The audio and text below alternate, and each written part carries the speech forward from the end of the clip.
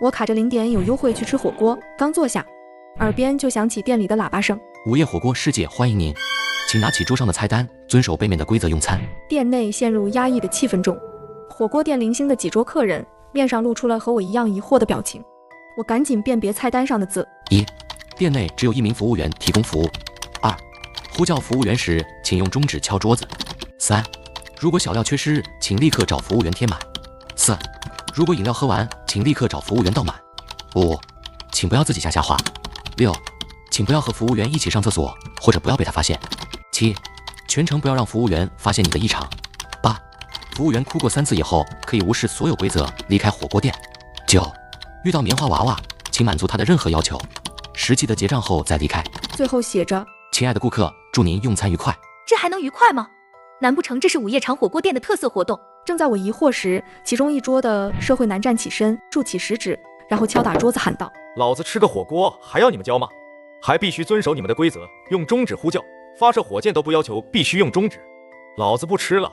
说完，社会男就要离开。一个服务员不知从哪里窜出来，一下到他旁边。那就是店内仅此一位的服务员吗？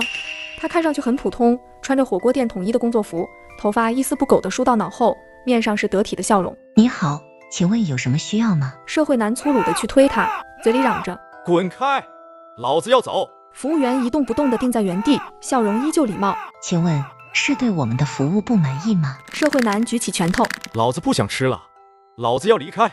听不懂人话吗？服务员却依然微笑着，手搭在男子的肩膀上，一下子按着1.8米几的社会男坐下，嘴角还抿着笑，贴心地说道：好的，亲爱的顾客，我会帮助您。随后他一把扣住男人的脖颈，将其狠狠按下去。不一会，社会男便没了动静。服务员精致的脸庞变得扭曲，对着已经没了气息的社会男说道：西西，祝您用餐愉快。服务员微笑着走开，好像刚刚什么事都没发生过。他走到其中一桌男生旁边，贴心地询问：您好，请问喝酸梅汁还是柠檬水？男生抿唇不回答。服务员精致的面庞突然变得扭曲，眼神阴暗，咬牙切齿道：喝酸梅汁还是柠檬水？听起来例行的询问，此刻却像催命的一样。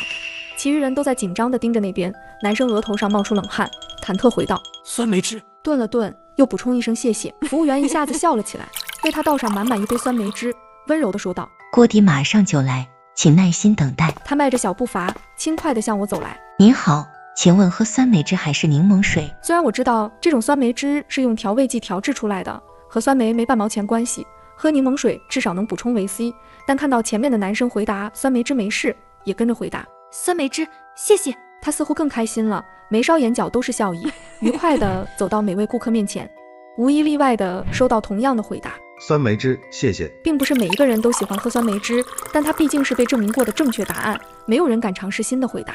点完饮料后，店内陷入新一轮的死寂。我懊恼地坐在位置上，怎么偏偏今天想来吃火锅呢？我这嘴馋的真不是时候。服务员不知道什么时候不见了踪影，剩下的客人彼此张望，都不敢乱动。我打量着店内的客人，前面是一位男生，后面是一位大叔，左边还有2桌，一桌是单独的一位美貌的姐姐，一桌是一对穿着情侣装的小情侣，都是卡着0点有优惠进来的。我再次看一遍火锅店规则，目光注视在2和6两条规则上。规则2，如果小料缺失，请立刻找服务员贴满。规则6，不要让服务员发现你的异常。思量再三后，决定去小料台看一眼，先确保没有任何小料缺失。很欣慰，每一种小料都在，水果很新鲜，牛肉粒也满满当当，看得出服务员很细心。我按照喜欢的口味调好后，就拿着碟子回到座位上。其余人也学我，手指颤抖地拿着酱料归位。那位漂亮姐姐可能太紧张了，拿水果时不小心把小番茄掉在地上，她害怕极了，慌张地观察四周，趁服务员没有看到，立刻小跑着回到位置上。刚刚落座，服务员就走了出来，客客气气地向我们微笑。在他不断走来走去服务时，他的脚踩到了地上的小番茄，滑倒在地。